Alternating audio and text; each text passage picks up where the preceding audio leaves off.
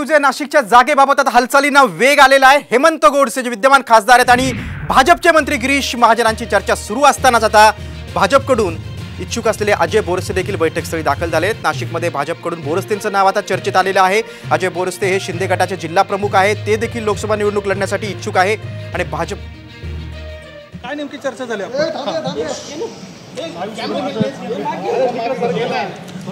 परवा महायुतीच्या उमेदवारांचे अर्ज भरण्याचं नियोजन आहे आणि म्हणून त्या कशा प्रकारे जास्तीत जास्त नागरिक म्हणजे नाशिक लोकसभा असेल किंवा दिंडोरी लोकसभा असेल तर जास्तीत जास्त नागरिक त्या ठिकाणी कसे सहभागी होतील यासाठीची चर्चा या ठिकाणी झाली आणि आम्हाला देखील निश्चित खात्री आहे का खूप साधारण 15 ते 20 हजार 20 ते 25 हजाराच्या दरम्यान या ठिकाणी अर्ज भरण्यासाठी लोक सहभागी होतील। उमेदवारीचा तिढा काही केला सुटत नाहीये। मंत्री गिरीश महाजन यांच्याकडनं आजच्या दिवशी मोठ्या प्रमाणात बैठका घेण्यात आला, आपली भेट झालेली आहे,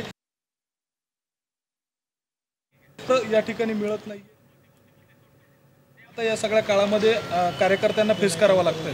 नाही, मला असं वाटतं का महायुतीचा निर्णय महायुतीचे सर्वच राज्यातील ज्येष्ठ नेते या ठिकाणी एकत्रित बसून घेत आहेत।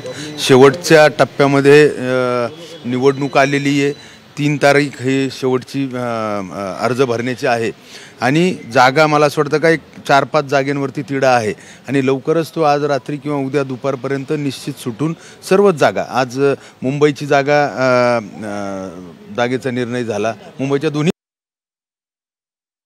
नाशिक आणि पालघर मला असं वाटतं का 3 जागेंचा निर्णय आज रात्री किंवा उद्या दुपारपर्यंत निश्चित या ठिकाणी होईल।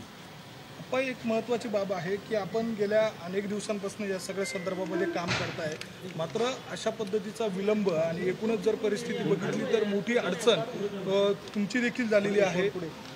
उमेदवार ठरत नाहीये, या सगळ्या काळामध्ये मोठा प्रश्न या निमित्तानं महायुतीसमोर निर्माण झाला आहे।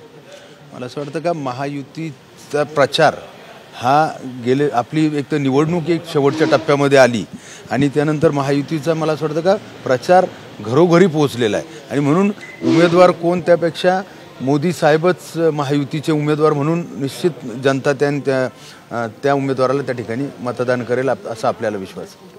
आता या सगळ्या काळामध्ये 3 पक्षांचा तिढा होता, मात्र सध्याची परिस्थिती जर बघितली तर आता यामध्ये एक महत्त्वाचा मुद्दा निर्माण झाला आहे, तो म्हणजे राष्ट्रवादी आणि शिवसेनेकडे ही जागेचा तिढा आलेला आहे असं बावनकुळे यांच्या प्रतिक्रियेनंतर दिसतंय।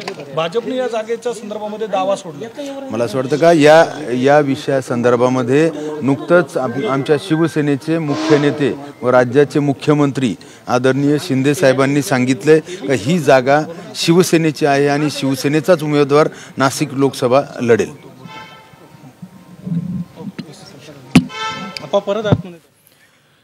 नाशिकची जागा शिंदे गटाचीच आहे आणि शिवसेनेची जागा आहे आणि शिवसेनेच्याच उमेदवाराला ती जागा मिळेल असं गोडसेंनी सांगितलेलं आहे।